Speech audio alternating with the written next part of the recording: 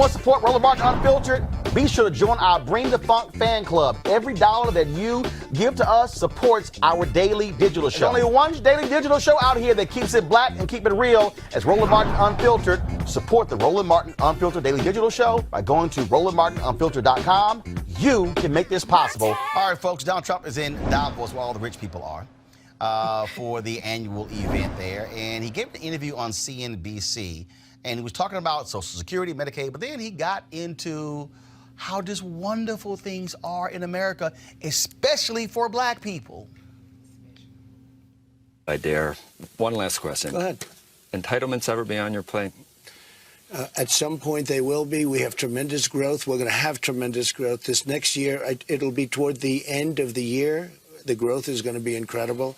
And at the right time, we will take a look at that. You know, that's actually the easiest of all things, if you look, because it's such a big percentage. You're willing to do some of the things that you said you wouldn't do in the past, though, in terms of Medicare? Well, we're going to look. We also have assets that we never had. I mean, we never had growth like this. We never had a consumer that was taking in through different means over $10,000 a family. We never had the kind of things that we have. Look, our country is the hottest in the world. We have the hottest economy in the world. We have the best unemployment numbers we've ever had. African American, Asian American, Hispanics are doing so incredibly, best they've ever done. Black, best they've ever done. African American, the numbers are incredible. The poverty numbers, the unemployment and the employment. There is a difference, actually. But the unemployment and employment numbers for African Americans are the best we've ever had. You know, we just came up with a chart, and it was a very important number to me. African American youth has the highest by far unemployment, the best unemployment numbers that they've ever had, and the best employment numbers. Right now we have almost 160 million people working in the United States, and we've never even been close to that, Joe. All right, there's a reason I use the hashtag Trump Lies Matter, because you saw lots of lies there. You heard what he had to say about Social Security, but you know there's always a tweet or a series of tweets whenever he talks. Pull up the first one, please. This was what he said. I'm going to save Medicare and Medicaid. Carson wants to abolish and failing candidate Governor John Kasich doesn't have a clue. Weak. Really? You're going to save? It's like you said you save HBCUs, huh? I was the first and only potential GOP candidate to state there will be no cuts to Social Security, Medicare, and Medicaid. Huckabee copied me. Still lying. The Republicans who want to cut Social Security and Medicaid are wrong. A robust economy will make America great again. Another lie. That's what happens. But really what was bugging the hell out of me was how he was talking about how great things are for black people. Joining me now is Howard University economist, Dr. Bill Spriggs. Doc, glad to have you here. I want to show you this here. This is from this report dealing with 5 facts reveal the current crisis in black home ownership. Go to my iPad, please, Henry. Number 1, the current 30% percentage point gap between black and white home ownership is larger than it was in 1968 when housing discrimination was legal. If black home ownership rates were the same today as it was in 2000, America would have 770,000 additional black homeowners. Home ownership is lower for black college graduates than for white high school dropouts. Number 4, black borrowers are less likely to meet the traditional credit standards necessary to qualify for a mortgage. Number 5, 17% of the black-white home ownership gap can't be explained by identifiable factors. But I thought stuff was just so great for black people. Well, they aren't. The labor market, so let's be clear about the labor market again, because he's made this claim repeatedly. If I just did a straight line for the 8 years before he became president and said, what is black unemployment going to be? It's going to be about the same as it is right now. It would be a little lower. So this is the rooster claiming I made the sun come up. It was going to happen without him. His claim is I didn't mess it up. That's his claim. Now, in terms of the share of black people who have a job, we haven't gotten that back. We have got the share of people who had a job back to 2008, but the record was in 2001. So we're not there. And his claim about black teenage unemployment is kind of misleading because black teenage labor force participation is very low anyway. It's the way that we compensate as a people because we don't have the income, we don't have the resources to help our kids, and so they withdraw in order to make up so they can study. See, the key to the whole black student debt crisis is because poor black people go to college. White poor people don't. My God. So They don't have to. Well, they don't have to because you saw the stat. If you're a white high school dropout, you're more likely to own a home than a black college graduate. If you are a white high school dropout, your unemployment rate, that if you looked at it, right, it's like 5.1, something like that. That's the black unemployment rate. That's the black unemployment rate. So if you're a white high school dropout, your chances of getting a job, that's what it is for a black person, period. Wow. So yes, they don't have to. We do. We got the memo. It's not like black people didn't get the memo. We got the memo. That's why we went into debt, because poor black kids go to school. 65% of black kids enter college. The maximum expected contribution from their parents is 0. 0. Their parents don't have enough. You gave the examples that you went through. Their parents don't have enough for us to expect them to come up with anything because there's no there there. I mean, right. I as I think back, my parents may have sent some money, but I'm talking about some. I ain't talking about 1,000. How about that? I ain't talking about 500. Maybe $50. Maybe. That's just reality. That's reality. And you worked while you were in school. Oh, yeah, I worked. We all did. Absolutely worked. Absolutely worked. But see, here's all 4 years. Yes. But here's the difference. We changed policy in 2000. This generation, the reason why it's $1 trillion and everybody's talking about it is because if you look back in history, this is unique. This 10-year period, 20-year period, it stands out. It's not any other period in American history. Why? Because our previous deal before 2000 was America invested in public higher education, so it was affordable. Right. So you didn't go into debt. When I was in college in the 70s, if you took a minimum wage job, any job, If you worked at McDonald's Come on, brother. in the summer, that was tuition for the University of California, Berkeley. If you took a McDonald's job for the summer, that was tuition at the University of California, Berkeley. I worked at Crystal's Wow. overnight and paid for Tennessee State because my parents, like you said, 3 in college at the same time. So, Bill, are you? I mean, so how do we fix it, brother? Is it a policy issue? It is a policy issue, but that's why people are talking about forgiveness. Because if I were to correct it, right? If I said, you know what? Every American up till 2000 got the deal. This generation got cheated. I want to go back to the original deal. I want to go back to if you just go and work for 3 months at McDonald's, that's your tuition. Right. If I go back to that, then I'm going to have a bunch of people say, wait, time out. That wasn't my deal. My deal was you borrowed $60,000. Right. And then we talk about the cuts. It wasn't just federal cuts. You also saw state cuts. At state So cuts. then all- It's the and state so cuts you had that were state huge. cuts in public education. Then you had, because of state cuts, dramatic increase in tuition. And so as a result, haves and have-nots. And so the thing for me, again, I want, because Reverend Barber sent me this, because again, when Trump is touting just how wonderful things are for black people, this is what he tweeted the other day. He said, Mr. President, this is not, Trump was tweeting about, Trump had sent out a tweet where he said, let me go ahead and plug it in so y'all can see this. Henry, let me know if you got, you should be able to see, do you see it now? Let me know.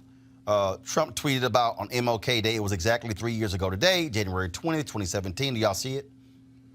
That I was sworn into office, so appropriate that today is also MLK Jr. Day.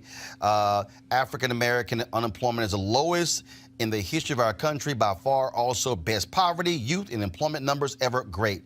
Reverend Barber says, Mr. President, this is not true, and the prophetic tradition of MLK contradicts your lie. Median income for black households is $2,000 lower in your administration than in Obama's, when black unemployment fell 9 points. You sound like the slave master who boasted that his slaves were happy. Wow. Well, that's about it.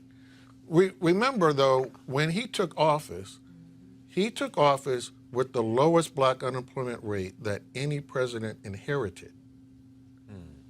So all the other presidents, and people used to pick on President Obama what the black unemployment rate was. They forgot he inherited a high black unemployment rate that was rising.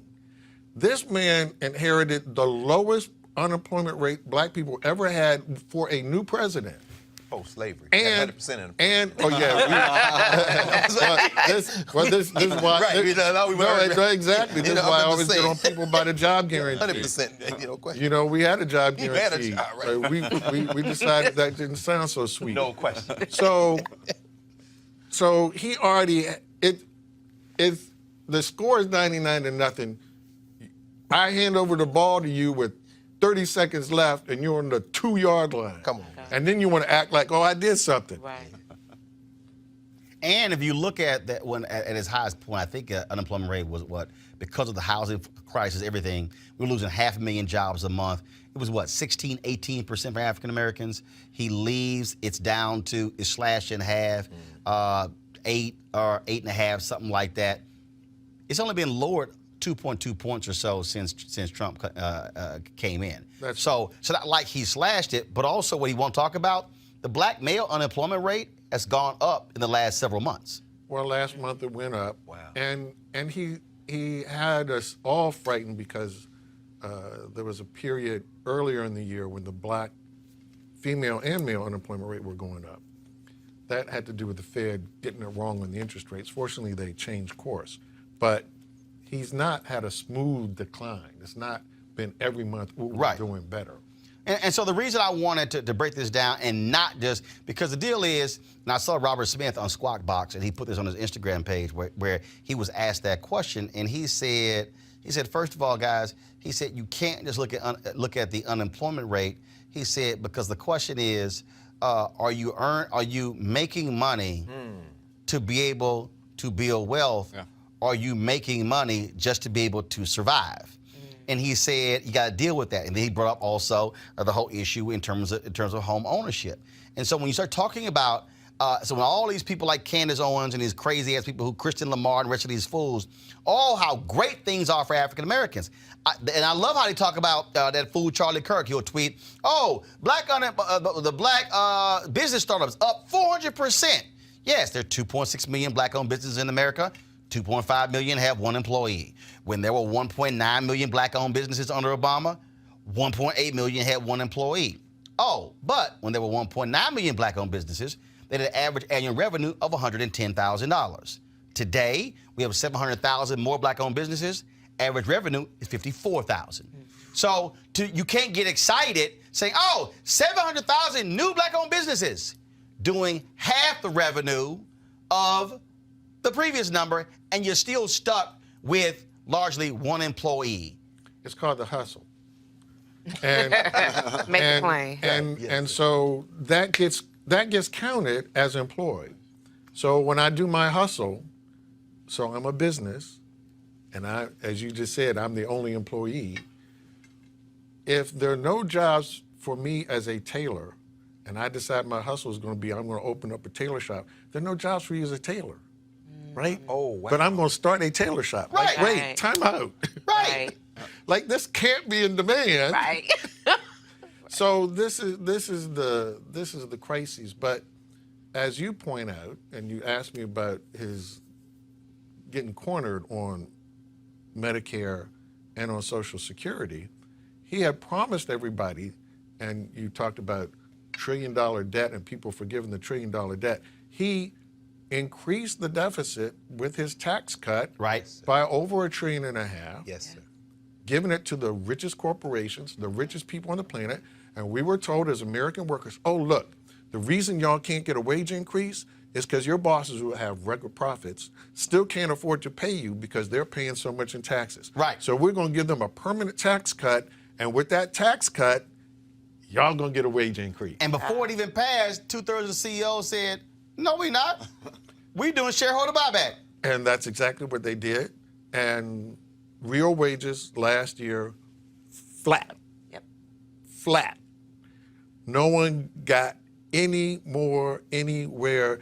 Real wages stayed flat. There you go. So we didn't see it. Now, because of that deficit, he has a reckoning. He has to figure out what is he going to do about the deficit, which he promised us was going to shrink. So he's going after the old Republican target. Right. Because their target has always been Medicare and Social Security. Right. Now, those should never have been targets. If you hadn't spent $1.5 trillion giving it to the richest people on the planet, we wouldn't have this discussion. But that's also the setup that also when you see a Senator Amy Klobuchar fall for the trap in the last debate where she talked about, "Oh, we got to do something about, Social Security and Medicaid and the debt." Right. Republicans are like, we don't really give a damn what y'all think. So they talked all this stuff, debt. When Obama was there, Trump comes in, jacked up the debt. Oh, I don't hear jack from Congressman Mark Meadows and Jim Jordan and the Freedom Caucus about debt. Nothing. Because their whole deal is they're thinking, you know what? It's a good bet Trump's going to lose. Y'all Democrats, y'all got to deal with the debt. And all of a sudden, it's going to become a big issue. This is why, again, I said it yesterday, I'll say it again today. Democrats win in November.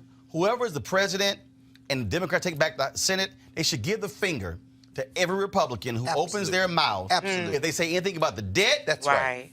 about judges, That's right. or anything else. Like, y'all done said damn thing for 4 years. You get the hand, go to hell. I don't want to hear nothing. I wouldn't let them talk in a hearing or nothing because they said nothing. And what Trump is doing, and the problem is there are some clueless, ignorant black people out there. The people walking around with these red MAGA hats falling for it. I got these fools in my Twitter timeline about, how great and wonderful their life is. The reality is this here. If you have a business where you do have multiple employees, and I can say that, I was like, oh my God, tax cut was great for us.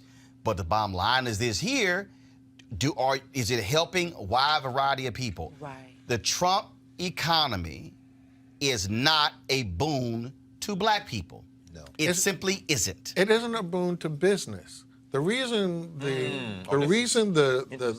All business. All business. Break it down. The reason the numbers of employment were slowing is because new firm formation was falling. New business creation was falling. Why does it fall? It falls because how do I get a business, grow a business? I need customers. I need more customers. And then I need more customers. So if 187 million American households are getting a raise, that's 187 million people who didn't have the money before, Right. who suddenly wake up and say, I have more money. What should I do with it? Yeah. And that's when you as a business person say, I got an idea Absolutely. of what you can do with it. Right. But if you wake up and it's 1%, not 187 million households, is 1 million households who wake up and say, I got more money. That's a different world. First off, the 1 million that we're talking about are Ivana Trump. So it's not. It's not. They're not coming to your tailor shop At all. Exactly. They're going to the sweatshop in China. Right. Exactly. Come on. Exactly. on. And so this doesn't help me if I'm trying to start a business. Yeah. And so how do I start or how do I grow my business if I can't get new customers? If new people aren't coming around, that means I have to take your customer. My God. And in order for me to take your customer, I got to cut my prices to beat your price. So now how do I do that? One, I can discount, and we have seen thousands of retailers close Yeah. because Oh, yeah. I can discount once, I might discount twice. If I discount 5 times, I'm out of business. Right. And these retailers are closing because there's a limit to being able to do that. Well, look, we're at the lowest number in a very long time of black McDonald's operators. What did I hear from the past decade from many of those brothers and sisters?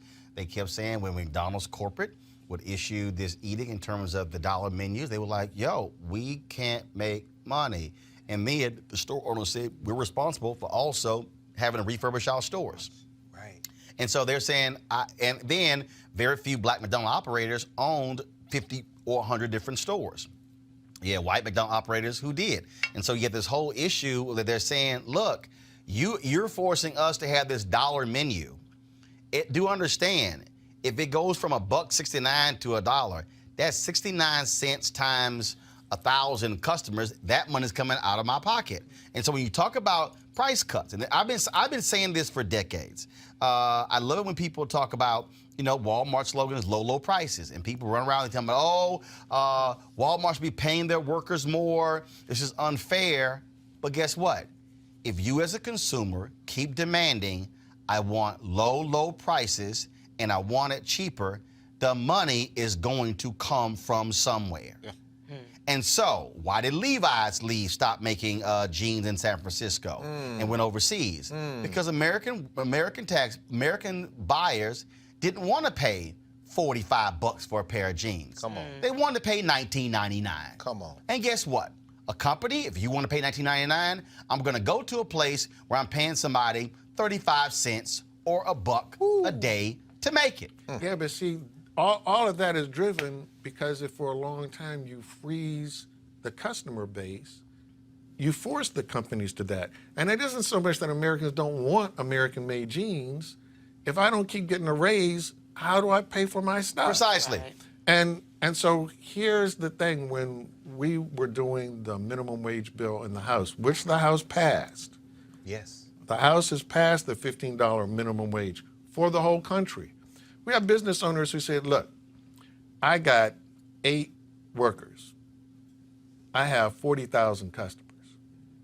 Do I want my 40,000 customers to have more money? 40,000 customers to have more money. Or do I worry about these 8 people I got to pay more money to? Right. I want my customers to have more money because that's more money for me to get. But they kept making the argument that, oh no, I got to pay more to my 8 employees, and never brought the customers up, Greg. No, I was just going to ask Bill. I mean, because one of the very important roles you play with the AFL-CIO is helping us understand how this translates into policy changes. How do we attack this from a policy level, man? Because this extreme inequality is going to tear this country apart. It will tear the country apart because it's going to freeze the economy. Yes. It slows the growth. That's why, look, you got unemployment at 3%. how come you don't see automobile manufacturing through the roof? How come home sales aren't through the roof? At 3% unemployment, this should be child's play to sell a car. Everybody has a job. Why don't they just flood around saying, I want a car? They can't afford it. Bruh, do you realize do you know, I cannot even explain to you in the past year how many text messages I get, and they not only that, they text my sister, they text my mama, they call her daddy, trying to buy my house. Oh, man. Yeah. I mean, it's crazy. No question. Really crazy. And I'm like, no, I ain't selling. Take me off your damn list. Right. And I was sitting and I'm going like, it really started about a year ago. And I'm going, what? Like, how in the hell all of a sudden? I mean, I'm talking about like it was like every day. I'm like, first, behind the hell y'all got my phone number? But what's happening is housing starts. You do not have enough housing stock. Yeah. And so what these investor groups are doing They're buying whatever they can is get. they're buying, knowing full well that if you want to sit here and buy my house for $190,000, $200,000, you're going to turn that bad boy around and sell that sucker for $230,000, $240,000, $250,000. So they're trying to accumulate a housing stock. Right. I mean, I get text messages and calls every single day, and I'm going, what is causing this? And that's what's happening.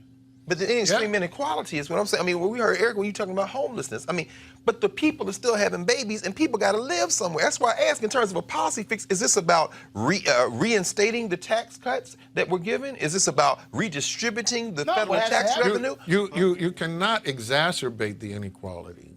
Right, that's what I'm hearing wrong. So those tax cuts have to be repealed. Okay. Right. So people forget markets are markets. If you're going to drive everything by a market, nothing in the market equation guarantees that everybody can afford it.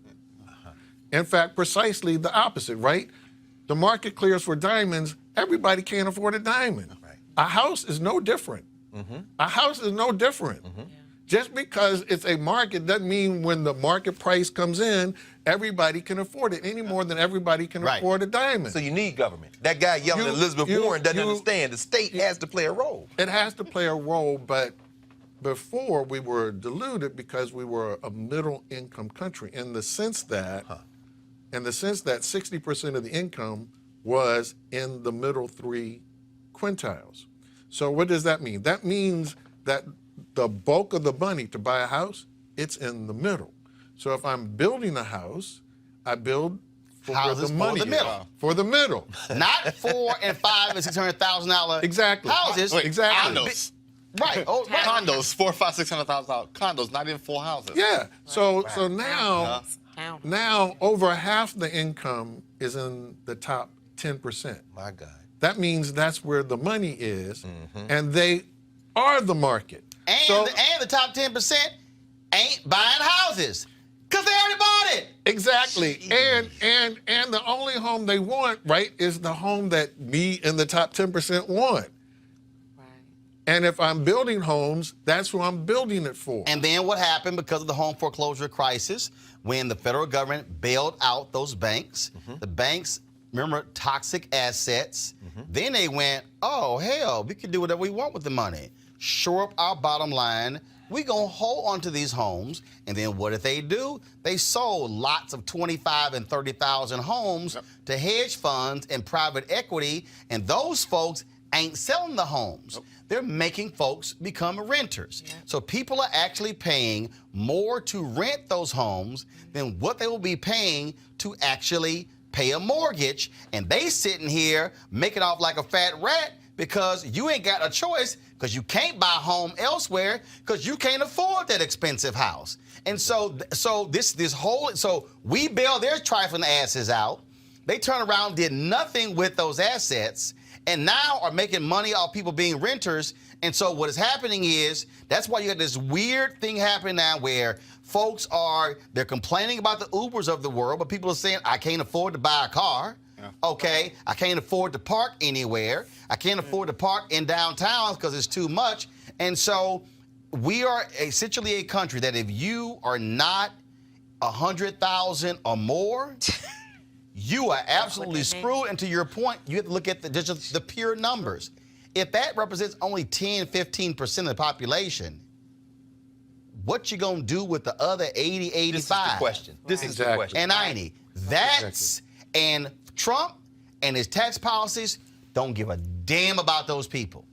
And that's why all these red states run people running around. I'm like, y'all, 10% of Wisconsin dairy farmers have declared bankruptcy. Yep.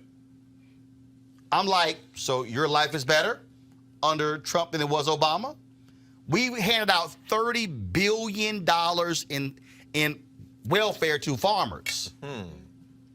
And Trump says he might do another $50 billion because he's basically buying their votes. Well, this is the problem. Last point, go ahead. Well, it's the problem when you collapse the middle income. So, yeah, it's hard to be a dairy farmer because those are the people who buy the milk. And you've already squeezed them. So, yeah, they're going to have problems. You cannot have this level of inequality, and you can't sustain it. Right. This And debt. also, real quick, you talk about the milk thing. And I know somebody may be thinking, well, it makes no sense. The cereal companies are now in trouble. Oh, Yeah. yeah. Why? Because you can't afford milk. Ain't nobody eating no damn cornflakes and water. Well, Michael Irvin and them used to do it in South Florida. But it's one of those things No question. that people don't understand. Don't understand it. If you can't afford milk and you stop buying milk, you're not going to buy cereal. No. And those cereal companies are complaining about, guess what? They're losing dollars because folks ain't buying cereal. That's exactly it. That's exactly it. My And so we can't, as a country, do it. This student debt is key to understanding the whole inequality thing. Because when you say the colleges are going to be driven by tuition, that means who has money. That's right. So I'm going to run my university for the people who have money. There you go. And what will the tuition be? What the people who have money There you can go. afford. That's- So there's no surprise that at the University of Michigan, more students are from the top 1%. This is a huge university, the University of Michigan. Right. More students from the top 1% than the bottom 40%. There's a reason for that. And that, if it continues, further exacerbates income inequality. Exactly. Because you're not giving folks in the middle and lower classes an opportunity to be able to get those degrees, to be able to put themselves in a different tax bracket in the next generation. And you already played the debt trick. You can't get people to do $1 trillion in debt again. You No. can't. It's not possible. Nope. It's not possible. Right. Dr. Bill Spriggs, we appreciate it. Thanks for breaking it down for us. This is why we have this show, because trust me, you're not going to hear this conversation on CNBC or Bloomberg Anyway. or Fox Business, That's right. because that's just the real deal there. We appreciate it. Thanks a bunch. All right, folks, back to our Roland Martin Unfiltered video in just one moment. All right, folks, the Congressional Black Caucus, they are calling for a national emergency meeting of black leadership. It is called the Future of Black America, a call to action. It's a two-day conference taking place February 3rd and February 4th. Now, February 3rd will be taking place at the Hyatt Regency Washington Capitol Hill. On February 4th, it will be taking place in the auditorium in the Visitor Center on Capitol Hill. Their goal, of course, is to have a variety of plenary sessions and workshops covering key issues impacting African Americans. Those will include discussing issues, strategies, and the work needed in various communities dealing with the census, but also the 2020 election. And for more information on this, you can go to cbc.house.gov/2020 summit, cbc.house.gov/2020 summit. I'm going to be moderating one of the sessions on February 3rd. Also, Roland Martin Unfiltered is going to be live streaming both days, February 3rd and February 4th. That's one of the reasons why we created this platform. So we certainly thank Chairwoman Karen Bass for reaching out to us to assist in this. And so it is a two-day national emergency meeting, call to action for national African American leadership. That summit taking place February 3rd and February 4th. So please, folks, for more information, go to cbc.house.gov/2020 summit. Now back to your Roland Martin Unfiltered. All right, right, folks. I got to do this here before I go to my next guest. Santor Thomas of Detroit is filing a second lawsuit. First of all, before I even go there, please, by all means. No charcoal grills are allowed. I'm white. I got you, girl. Illegally selling water without a permit On my property. Whoa! Hey! You don't live here. I'm uncomfortable. All right, Santor Thomas of Detroit, okay, so he's filed his lawsuit. Well, here's what happened. Okay, the brother had filed a racial discrimination lawsuit against his former employer. Okay, he gets a settlement. He then goes to TCF Bank in Livonia to cash the check. They refuse to cash or deposit the check. What do these white folks do? They call the cops to initiate a fraud investigation. Guess what Thomas doing?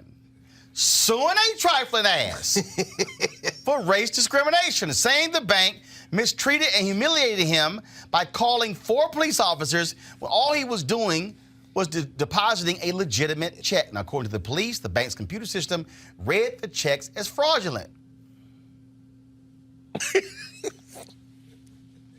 Y'all, he didn't walk in there with a Publishers Clearinghouse check. Right. Bank spokesman Tom Winterberg said that TCF abhors racism, and it was not a factor in how the bank handled Thomas's request. He said the checks Thomas presented displayed a watermark that read void when they were scanned in a web viewer. Now, that must be something, Greg, to have a racial discrimination settlement. Bro. And now you about to have a second racial discrimination settlement? Come on, bro. Man, this brother hit the lottery twice. Man, I mean, what blew my mind was when he sat down, and then the sister was like, well, I will go back. Let me go back and check. And she didn't even go back to check. Right. She went directly to call the police. She did. He gave her the number of his lawyer, said, call. He did this, and what he said was, I'm just going to remain calm, because I know if I go off in here, I'm going to jail. Erica, I don't understand. How hard is it to say, sir, this is the issue that we have? Yes. This is the check. This watermark that's on the check is prohibiting us. It is telling us that blah, blah, blah, blah, blah. How is it that your first reaction, and this always happens with black people, Always. the first reaction is to call a popo? Oh, and if that was the true account, this brother had 3 checks. The 2 larger checks, he asked for those checks to be deposited into his account. Right. The smaller check is the one that he wanted cash. And so this is what I have an issue with in Tom's statement. When he talks about this man, he goes on to talk about this abhorring racism and discrimination, which I think that ought to be a statement that ought to be struck from any PR firm, anyone that goes on the defense to talk about why they did something. But Tom then goes on to say in his statement how much money this man had in that account. That has nothing to do. If he put 2 of the larger checks into his account, that means that they're there for clearance. That means that all of the proper channels have to be, checked in order for that money to be deposited into his account. A $13,000 check is the one that he actually wanted cashed. And so I'm having a hard time with a black man walking into a banking establishment, having 4 police officers to then interrogate him when it was none of their damn business in the first place, wanting legal documents that's none of their damn business anyway, something that had nothing to do with them. And he's saying that this is happening to me. I am a veteran. I have stood for a country that has not stood for me. I am black. Had I been white, this would not have even been happening. He was not arrested. No charges were filed. But he knew that the intimidation tactics that were employed on him, had he not kept his cool, like you said, Dr. Carr, it could have been a whole different scenario. So this kind of like rigmarole, and brother is going to get paid again, it really just makes no sense. This is the black. We know it with no black people in the Let me bank. tell you something. Tom really going to abhor racism after that next check when we cut. He really going to abhor racism. All I'm saying is, white people in Michigan, y'all better put his picture up, because he's going to be collecting. If y'all, let me tell you, if homeboy's going to cash a $13,000 check, he about to be probably cash a $130,000 check from this bank out there. But didn't he take the checks and go to the other bank? He went to another bank and just put the checks to Eric's point. The thing is Right, it was that branch. But there's that branch. But the thing is this: there are safeguards in place when it comes to tech fraud. No question. But the most important thing is this: you got him on camera. You got a copy of his ID. You have every piece of information. He gave you his lawyer's phone number. He gave you the lawyer's phone hold on, number. a brother don't. It's the same as a brother who got 12 years in prison with a cell phone in Mississippi. Ain't nobody who trying to do wrong gonna give your ass the phone to charge you if they thought it was illegal. That's right. That's just how crazy it is. But I keep telling you, That's right. I appreciate all you crazy ass white people for what y'all do. First of all, I want y'all keep messing with black people, y'all gonna get fired. That means that we can apply for your jobs. And so y'all keep doing this. You're a good job. We're going to keep suing and going to keep getting paid. So I'm just trying to say, y'all want to keep doing it. And so some of y'all out there keep asking me, especially these crazy, what them foolish black Republicans like, what if that was a segment called Crazy Ass Black People? That's called mainstream media. Come on, That's sir. right. Come on. Come on. This is unfiltered time. Man, Come on. That's right. Yeah, you don't have Malik and Deontay tweeting your way, sir. Right, yeah. Bring your ass, Deontay. Bring your ass. That's right. So if you don't like Crazy Ass White People segment, tell white people, stop being crazy. You want to support Roland Martin Unfiltered? Be sure to join our Bring the Funk fan club. Every dollar that you give to us supports our daily digital show. There's only one daily digital show out here that keeps it black and keep it real as Roland Martin Unfiltered. Support the Roland Martin Unfiltered daily digital show by going to RolandMartinUnfiltered.com. You can make this possible. All right, folks, I got to go to this story right here, the last one before we leave, and that is a Ball State University professor called the cops on a student who declined the teacher's request that he move desk during the middle of class. Here's what took place. We don't know. Are you in this class? Yeah. What should I let me talk to you about? I'm just asking Well, you sir? to sit here because you said no, I'm not. Did you want to sit? Yeah, that's fine with me. But you said I'm not going to. My laptop is on the charger. No, if he sits here, that's fine with me. But no, I'm not going to sit. I do whatever I like to. All right, you want to sit here or do you want to leave? Why am I moving in the middle of class? He legit stopped the class to try to move me. I've been back here on this PowerPoint. Are you being disruptive in the class? No, I'm not doing that. The whole damn class is here. It's cool. It's cool. You know what? I'm gonna leave. He's been on our work the whole time with a plug. I got some He hasn't said or done anything wrong. He has not said a word. Well, I said a word. The PowerPoint, he said You don't know what the fuck you messing with, boy. What I do, you want to, whatever your name is, take it up to the dean. It's cool. You want your backpack? Yeah, don't even worry about it, boss man. Okay.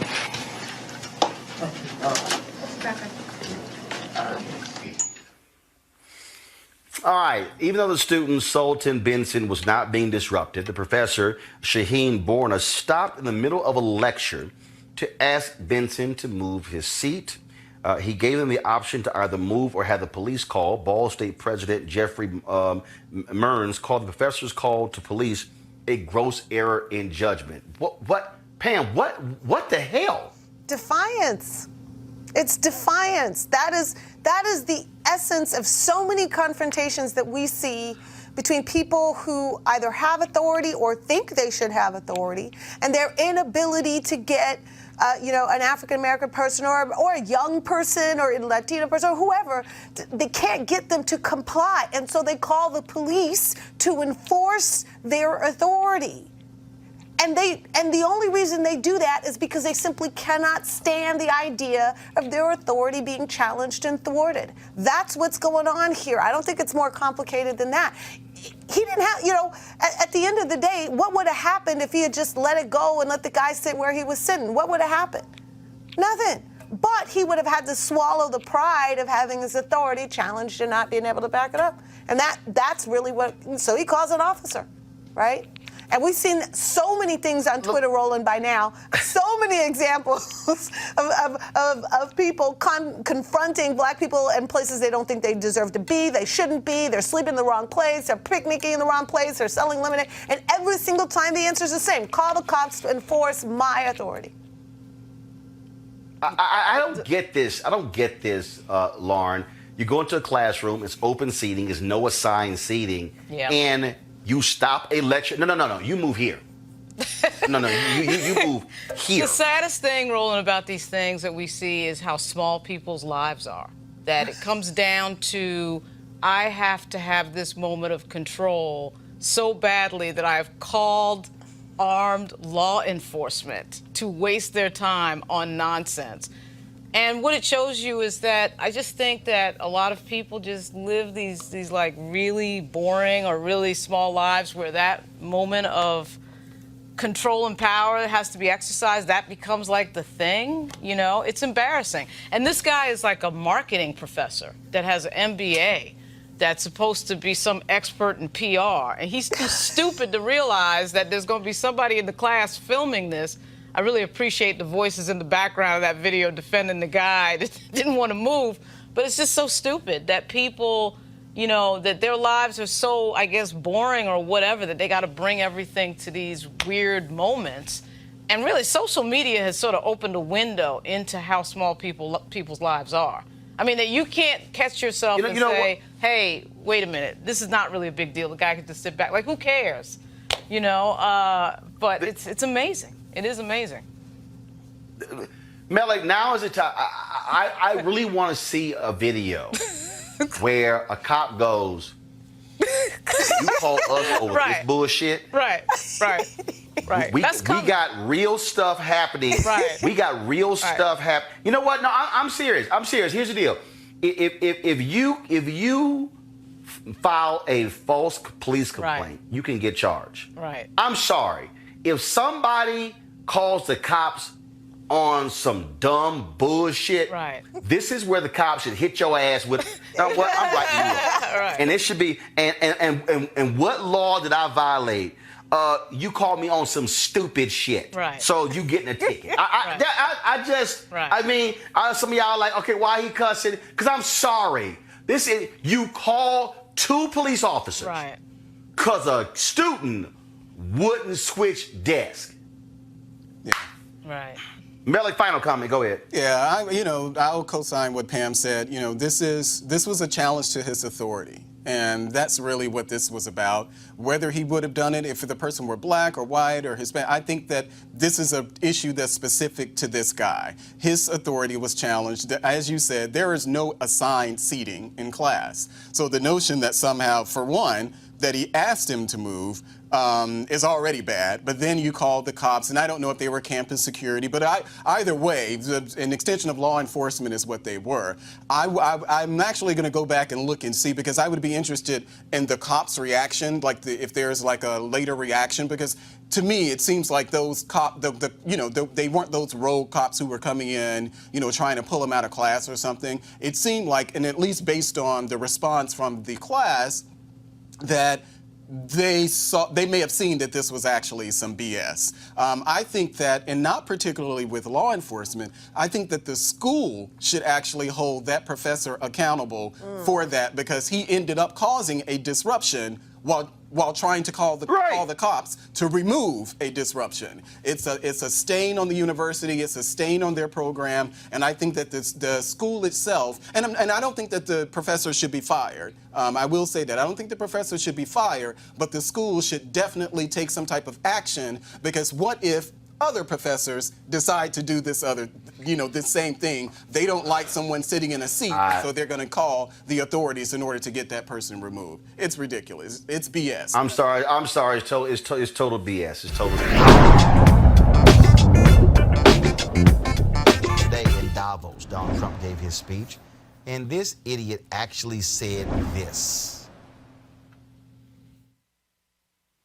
My administration has also made historic investments in historically black colleges and universities. I saved HBCUs. We saved them. They were going out, and we saved them.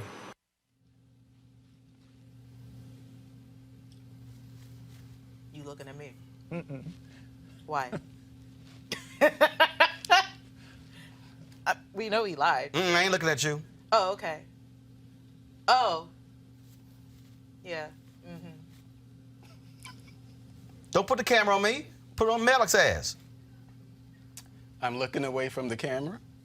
I refuse. No, hold to on. Just in case y'all didn't hear that clearly, let me go ahead and go back to my iPad, please. Oh. Have already seen their home values rise by more than $22 billion. My administration has also made historic investments in historically black colleges and universities. I saved HBCUs. We saved them. They were going out, and we saved them. We're removing roadblocks to success and rewarding businesses have already seen their home values rise. So, no, Mr. President, you did not save HBCUs. I get your point. And What's the point? I know that sometimes there's an awkwardness when you're talking about things that you've done for the black community, but the manner in which you chose to do so right there kind of invites the criticism. There's a lot that you can say about the record funding that you've gotten for HBCUs or the Pell Grants or schools like Spelman or North Carolina A&T and other schools who got grants that are for their STEM programs. I mean, there's a lot that you can say. Hold on, Pell Grants and those grants are two different things. I'm sorry, not Pell Grants, grants for their STEM programs. So, you know, there are lots of schools, HBCUs, that have actually benefited from that. But you make it a little difficult for those of us out there who support you when you make a very general statement that's really not true, that you saved HBCUs. And I don't know if you actually mean that, or is it that type of awkward? I don't know if he actually meant that he meant it. I don't know if he actually really thinks that. I think sometimes that the president. Did he think? I think possibly not. Somebody wrote a speech. And that he did not. Now, I would be surprised if saving HBCUs was actually part of the speech. We know that our president ad-libs. Okay, dude, no, that wasn't ad-libbing, HBCUs. I was on the television. No, I'm saying, well, that part. Yeah, Okay, rehearse his but I'm saying that mouth. saving. You always know when Donald Trump is reading. But I'm saving the saving part. I can't imagine, unless he just really pressed it, but I can't imagine Jerron or any of those saying, yes, Mr. President, you saved HBCUs. He's good for ad-libbing, and when he ad-libs, he's good for lying. He generally gets himself in trouble. Kelly, so he's good for lying. I mean, that's really all there is to it. He lied because he did not say HBCUs. You're talking to, what was the World Economic... He literally said they were going away. Yep. That means that Howard and TSU and Spelman, North Carolina A&T and Tennessee State and Texas Southern Hampton University and Paul Quinn, they were just about to just evaporate. Yeah. But the Great White Hope, he sprinkled some fairy came dust. in and said, "I decree that you're saved." I mean, obviously that's not true.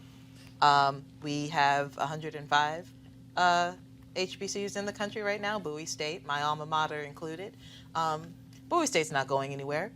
It hasn't even been threatened to go anywhere for quite some time, if ever.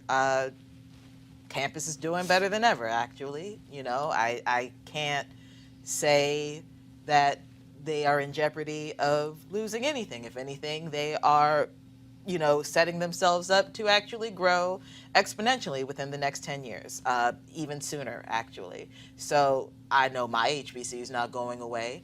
Howard University is certainly not going away. Check this out. You're going to love this one, Kelly. So go to my iPad, AP fact check. Trump's Davos remarks rife with distortion. Rife. What's number one? Black colleges. Black colleges. Now, they say Trump signed a law in December restoring money that lapsed for several months when Congress failed to reauthorize some $255 million in financing on time.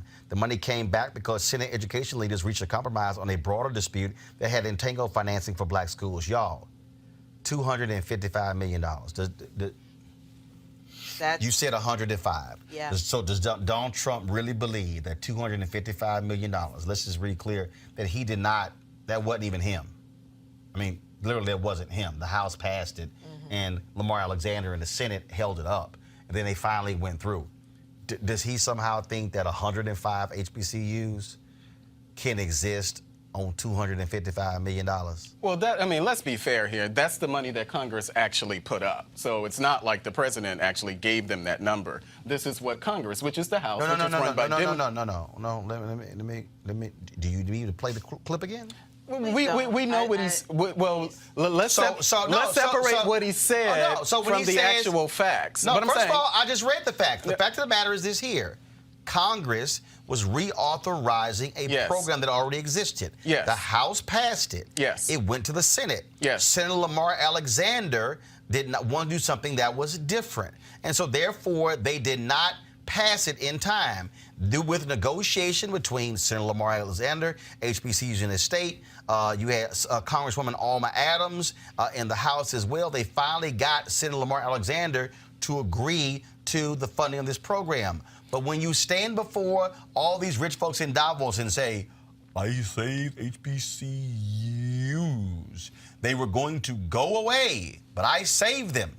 Yeah, well, again, we know... He's lying. We do know that that's not true. And as he's lying. And as I said on your show before, what Senator Alexander was actually doing is exactly part of what they ended up passing anyway with the reforms in the Higher Education Act. So that is part of the reason why it was held up. We know the reason why it was held up, but he did not save them. Well, that's a lie. But we understand that. But if we can just focus on what... he understand But if we can focus on what the facts are... No! We're trying to focus on the facts. Your boy, the guy who you gonna vote again, is a serial liar. Let me go to the next one. He may be that, but can we talk about what the facts are? This is a blue-collar boom. Since my election, the net worth of the bottom half of wage earners has increased by plus 47%, 3 times faster than the increase for the top 1%. Y'all, he lying. Mining and logging industry, according to AP, lost 21,000 jobs last year. Manufacturing has only added 9,000 jobs in 6 months, while the economy gained gained more than 1.1 million during that period. So now this is what he said. Now, here's what it says. AP, he's right that net worth among the bottom half has risen, but from such a low base that no boom can be claimed. The Federal Reserve says the bottom half has just 1.6% of the nation's wealth, up from 1.1 when Trump took office. That's down from 2.1% in 2006. Y'all, he's trying to talk about, how much it's just increasing the top 1%. Hell, the top 1% got so much damn money. We know what they increased when that damn tax cut helped them out in a huge way. So they Let me also go to the next one. So they went back. Hold on. I ain't done. Years. I ain't done. For the first time in decades, we're no longer simply concentrating wealth in the hands of a few. We're concentrating in creating the most inclusive economy to ever exist. Flat out lie. Wealth is overwhelmingly concentrated in the hands of a few. The richest 1% of Americans own 32% of the nation's wealth. About the same as early 2017 when Donald Trump was inaugurated. The middle class share, defined by the Fed as those from the exact middle of the wealth distribution up to the top 10%, remain at about 29%, despite the slight gains of the bottom half. The percentage of Americans who own their own homes, a key source of wealth building, has improved modestly under Trump, but remains below the level seen as recently as 2013. And we also know for African Americans, it is the lowest since 1968. So what? Trump, quote, "We have the greatest economy we've ever had in the history of our country. And I'm in Europe today because we're bringing a lot of other companies into our country with thousands of jobs, millions of jobs in many cases." Lie. AP, the facts. His persistent depiction of the U.S. economy as the greatest ever is false. As for jobs pouring into the country, investment by foreign companies has slumped under Donald Trump. Foreign countries directly invested $268 billion into the U.S. economy in 2018, a decrease of nearly $220 billion from its record-breaking level in 2016 when Barack Obama was president. Why does he keep lying, Malik? Well, I'm pretty sure that I didn't actually listen to the speech itself, but I'm pretty sure that he was actually given that data. And some of the things that you mentioned, whether or not it was the So why does his people keep lying? So whether or not some of the things that you mentioned, like the up 1.4 so percentage points, but it's not up from the same level in 2006 or something. This is something that statisticians and people who create talking points use literally all the time. Oh, no, how about this here? No, Malik, you follow sports? Yes. Okay. if I scored 40 points in a game, But that's not how now, it works in politics, if though, I Roland. scored You know 40, that. if I scored 40 points in a game, yes, and then the next game I scored 28, I can't say I almost scored 40 points again. But Roland, no, facts are facts. Facts are facts, Roland. So why does your boy lie? But we know why does he lie? We know that politics. Why does he lie? We know that politicians routinely. No. Why does your guy, who has lied nearly 17,000 times since president, he lies on average 22 times a day. We know, you know, just as everybody on the panel knows, that these type of data points are things that campaigns, organizations. No, we have in modern history, Melly, we have never seen a lie, Kelly. In modern history, we have never seen in modern history, Kelly. But Roland, we have never seen a liar. We have never seen a liar like Donald Trump. But that's not going to change, though, But you Roland. vote for a liar. That's not. I voted for liars. Right, but you vote for the greatest liar we've had in modern history. Well, I voted locally for liars. No. So you're going to vote for the greatest presidential liar in modern history. I voted locally for liars. I'm talking about president. Whose policies are you fine directly affect me voting while for the greatest liar in modern presidential history? Not. I ain't say local. I'm talking about president. Well, it actually matters. Local actually matters. Yeah, okay. What Kelly, happens in your bottom line is this man, Kelly, go ahead. Melik, I'm done with you. You can call him Kelly, this man is a massive liar. This man is a massive liar. But I just want to say this. What Donald Trump could have said, and I don't know why they didn't actually ain't no what could have said.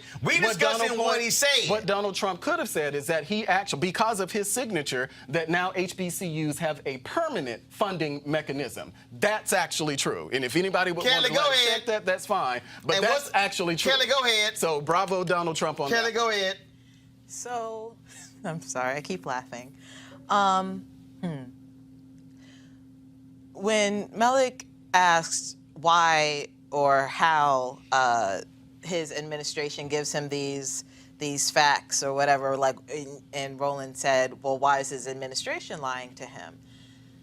This is almost textbook behavior of a narcissist and someone who is legitimately, obviously delusional and is so invested in self and self-image and ego that he can't comprehend anything that is not what he wants it to be. So in order for, frankly, his administration, those closest to him specifically, to still have a job, they have to give him information in such a way that not only feeds his ego, but confirms what he thinks is already true. And as crazy as that sounds, that's what's happening. He did not save HBCUs. That is a lie. And we all know that. But we spent 30 minutes talking about something that we know not true. But we can talk about what he did do, though. But Melik, here's the deal, though. The guy you voted for, his administration backs up the lie. We know, Mustafa, that according to the reporting from NBC, senior intel officials do not want to testify in public because they don't want to be asked questions that contradicts the lies of Donald Trump. We literally have intel officials who are saying, damn, we don't want to have to get questioned in public because he lied, and now when I get questioned, I'm going to tell the truth, and I'm going to get cussed out because his ass lying. And I had to lie to him in order to keep my job. The lies. Right. Go ahead. I mean, here's the reality. Let's hit on the two things that we've been talking about. One, if you're truly a champion for HBCUs, then you would significantly increase the amount of resources that are needed there. And he has. Not significantly, but he definitely has increased it over the Obama administration. So you're right. It's not enough. Go ahead. It's not enough. Here's the second thing. It's not enough. I like to ground truth things. And brother, if you'd like to ride with me when I go back home to Appalachia, I will take you across the state. And we can go across a couple state lines. We can go to Kentucky, we can go to West Virginia, we can go to Western Pennsylvania, we can go to Ohio. And what you will find is that the people who were in poverty before are in poverty now, and in some instances, even in worse. greater. Yeah. So if you have an economy that is working for all people, why is it that these folks, if you have the greatest economy ever, Why is it that they're still in this situation? Because they've always been, though. But see that you're missing the point. If you say you are the savior of people, and people can vote for whomever they want to. But we know politicians say that. But see, that's not acceptable. That's not acceptable. But it was acceptable when Obama was in office. So these poor people in all of those states, we just they saw were the poor numbers. under Obama. We saw the numbers before that things have gotten worse. So you're saying they weren't poor under Obama? Actually, what we're stating is this here. But were they not poor under Obama? Since you always talking about wanting to lay the facts out, what we also understand is that under President George W. Bush, you had the biggest financial crisis since the Great Depression.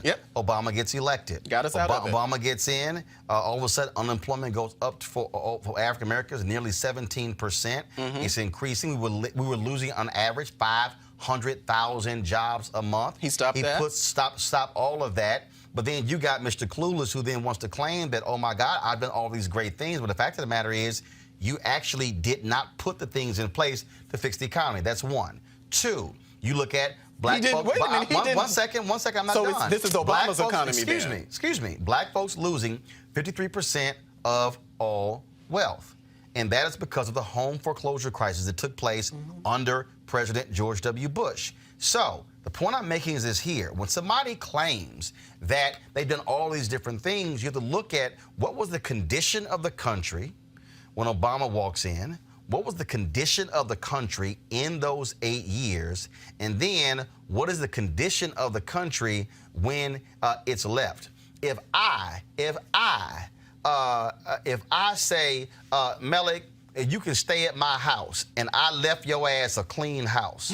Just because you wiped the counter down one time don't mean that you can then claim that you cleaned the house. All you did was wipe down one damn counter. That's what you're dealing with. But again, what you have is Donald Trump, somebody who will knowingly and easily lie. And then when called on it, they will defend the lie as opposed to just don't put the lie in. They could have easily averted the lie by just stating what you've actually done. But 1.1 versus 1.7. But we know this here. But we know this here. Roland, you know no. When you say, But you know how it works, Roland. They were going away. Well, and I criticized him for that. So again, and I bye-bye is he criticized lying. him for that. Hey, y'all. You want to check out Roland Martin Unfiltered?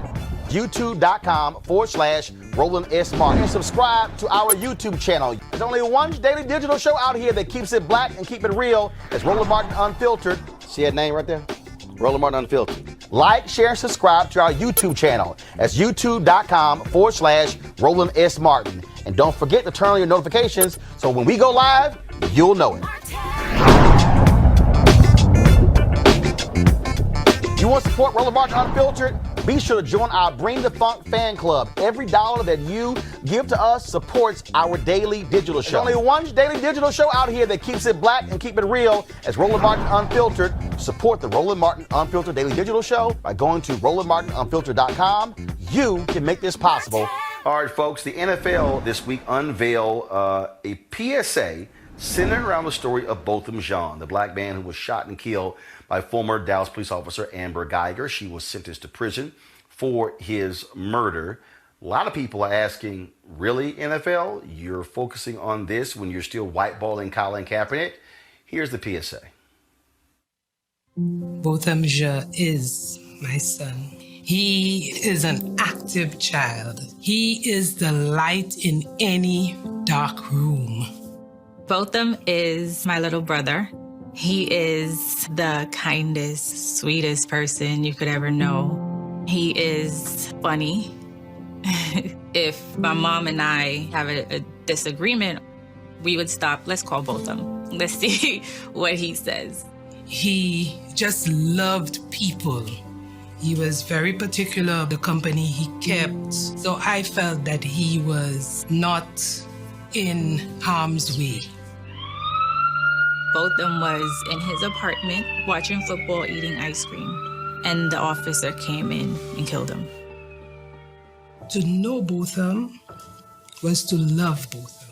The world has lost a great man. He was destined for greatness. Botham was everything to us. I just can't do without him being there. I look forward to the day Botham would have gotten married, having kids. Life is not sweet anymore. Yeah, what I hope to see happening is that our black boys are not seen as a threat. The color of my skin can be perceived as a weapon, and it's not. What has happened to Botham should not happen to another family. I started the Botham Jean Foundation. We have to continue where Botham started and just keep his legacy going for years and years to come. Why should there be hatred for each other? My young son demonstrated forgiveness. Brent, forgive one who just killed his brother. There are things that must be done and must be done quickly. We must change this all around.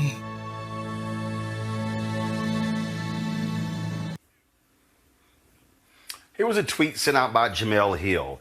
I think I remember someone named Colin Kaepernick taking a knee to protest the police killings of unarmed black people and being blackballed. I use the word whiteballed from the NFL because of it. I had to have been dreaming, right? Lauren, what the hell was that? No idea what that was. If they want to do something real, hire some black coaches and put some money in the pockets of African Americans who, I mean, this is an 80% African American league. And you want to do a PSA, it's cool. It has nothing to do, my comments have nothing to do with Botham Jean or his family or anything like that. But that's not a tangible, okay? That's something that is just a window dressing, sort of feel-good thing that makes these people at the NFL feel good. But when it comes to something real, like, you know, employing Colin Kaepernick or other black folks in positions where they're making millions of bucks, you know, on the sidelines, controlling the game and controlling who comes on the team and who the assistant coaches are, all of a sudden they're vacant on that. So I'm not interested. I mean, it's nice that they did it in terms of a human aspect. Again, I'm not saying this in any, it's not a reflection on Botham Jean and what tragically happened to him, but they should be doing something a lot more tangible than that. The $1 billion sports league. Pam, what's bothersome here is, okay, NFL, you put out a PSA, did with the Botham Jean case. Anything about the good works of Philando Castile? Anything about the life of Rekia Boyd, who was shot and killed by cop Dante Servin in Chicago, who got away with murder? Anything about Ayanna Jones, the black girl in Detroit, who was killed as she laid in the bed when the cop alleges his gun just accidentally went off when somebody bumped into him? How about the elderly black woman in Atlanta where the cop stormed her house and shot and killed her? I mean, we can go on and on and on. So really, who is the NFL trying to play with this PSA when they're still whiteballing Colin Kaepernick? Well, let's be honest. The basis of the whiteballing of Colin Kaepernick is not just one-fold, it's twofold. It's not just that he was willing to protest the treatment of African Americans in our country and the injustices that they face, but he was also willing to defy ownership and leadership in the NFL. That's really a big part of why he is still out, is because they don't feel like they can control him. And he is such an influential voice to people all over the world, but especially young black men in this country, that they want to see contrition from him. They want to see him say, yes, I'm going to play by your rules and do things your way. That was what that whole tryout was about, was that they were going to set it up and it was going to be their way. And whether or not he actually got a job out of it, they wanted to see that he was going to do it their way. And he did not do that. And so, again, I think that's the basis, that's the nexus of his willingness to speak out, but also to do it in his own terms. And I think this PSA was really an effort by the NFL to say, hey, we got the point. You know, we understand Black Lives Matter too. And so then we're not bad. And I think that's the only way that I can contextualize doing that and doing it that way. And I think that that's maybe some feedback they got from Jay-Z to say, you know, you need to prove that you're getting what Kaepernick was getting at. But Kaepernick wasn't just getting at the fact that Black Lives Matter. He was getting at the fact that he has the right to express that as a grown man in the United States. Melik, are you fooled by what the NFL is trying to do here? I think fooled is really, I wouldn't actually use that word. I'm going to disagree slightly. The NFL is doing what we would like for the NFL to do. If Colin Kaepernick was playing, I'm pretty sure that no one would have a problem with the ad. Part of the challenge for me here is even as we discuss this, is that everything is centered around Colin Kaepernick. So if the NFL does something, then we have to say, but you didn't hire Colin Kaepernick. I actually agree with Lauren, and we talked about it on your show.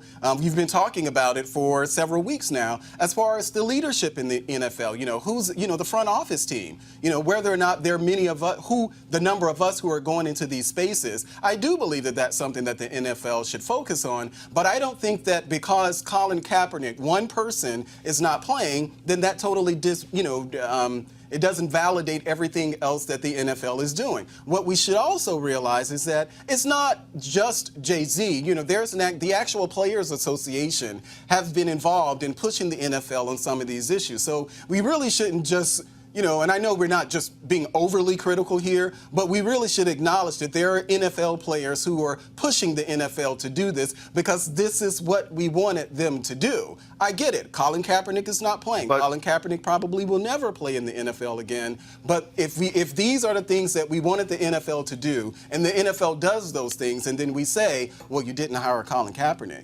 I mean, well, no, they didn't, but they're doing every other thing that we wanted them to do. It's called calling out hypocrites.